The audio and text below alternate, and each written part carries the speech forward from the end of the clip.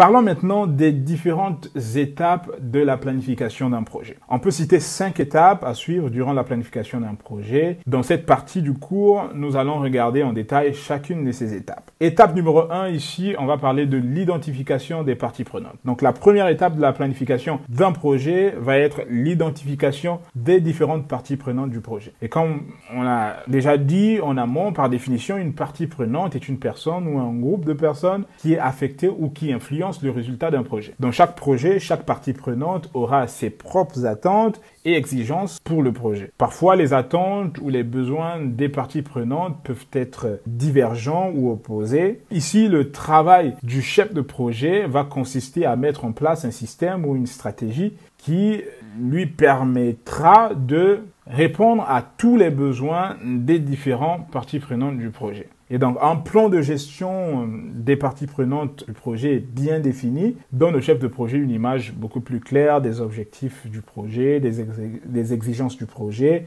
et ça l'aide à mieux établir ou encore à mieux identifier le périmètre du projet en fonction des exigences qui lui seront communiquées par les parties prenantes. Étape numéro 2, ici, ça va être la définition du périmètre du projet. Donc, la deuxième étape de la planification du projet est la définition du périmètre du projet. Lors de la définition du périmètre du projet, le chef de projet devra dresser une liste des buts, des objectifs et voire même des différents livrables spécifiques à atteindre au cours de la réalisation du projet. Et après avoir fait cela, il passera ensuite à la définition des objectifs du projet et à leur hiérarchisation. Cela signifie qu'il prendra tout son temps, il prendra le temps nécessaire pour élaborer les idées initiales du projet. Il va prendre le temps de définir les étapes finales pour mener à bien le projet et il prendra aussi le temps de déterminer les livrables à produire au cours du projet. Donc cette étape, voilà, qui est l'étape de définition du périmètre du projet, peut non seulement consister à trouver quels sont les livrables du projet, mais c'est aussi nécessaire pour déterminer les différents délais de livraison de ces livrables-là. Étape numéro 3 que l'on peut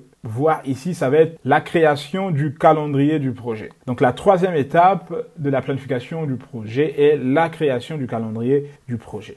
Donc on va dire, le calendrier du projet est un outil ou un document qui fournit les lignes directrices du produit en indiquant, par exemple, quand une tâche particulière doit être commencée et quand elle est censée se terminer. Donc, les chefs de projet utilisent le calendrier du projet pour suivre l'avancement du projet et donc pour générer des rapports d'avancement. Le calendrier du projet peut également être utilisé pour identifier et suivre tout retard dans le projet. Ce que nous pouvons noter ici, c'est que le calendrier du projet n'est pas seulement un outil de planification, mais qui peut être utilisé comme un outil de communication. En particulier lors des réunions du comité de pilotage, réunions pendant lesquelles le chef de projet doit faire le point sur l'avancement du projet. Donc en faisant le point sur l'avancement du projet, il peut présenter au comité de pilotage le calendrier du projet pour leur montrer un peu l'avancement du projet ou peut-être leur dire que le projet est en retard en fonction de tel ou tel facteur. Et ça donne une visibilité beaucoup plus claire au comité de pilotage par rapport à la manière dont le projet avance. Donc la quatrième étape de la planification du projet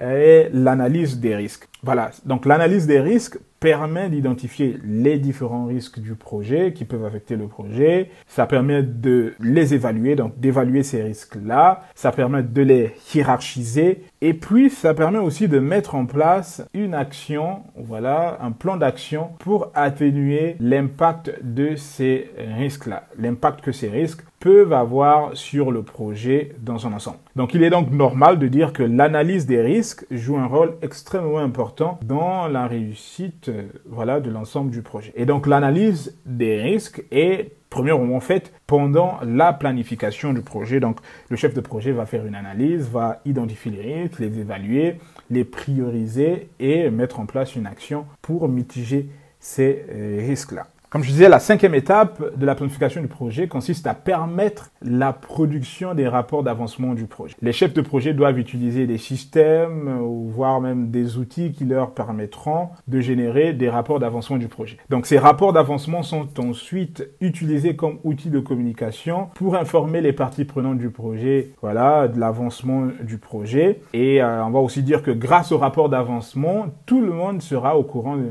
l'état d'avancement du projet, qu'il soit en bonne voie ou en retard. En cas de retard, par exemple, l'équipe projet ou encore le comité de pilotage devra chercher à mettre en place des solutions qui profiteront au projet ou qui permettront de remettre le projet sur de bons rails. Et les rapports d'avancement du projet peuvent également indiquer si le projet a besoin d'un budget supplémentaire pour être mené à bien de manière efficace. Voilà, donc pendant la phase de planification du projet, le chef de projet doit réfléchir à quelle stratégie mettre en place, à quel outil utiliser.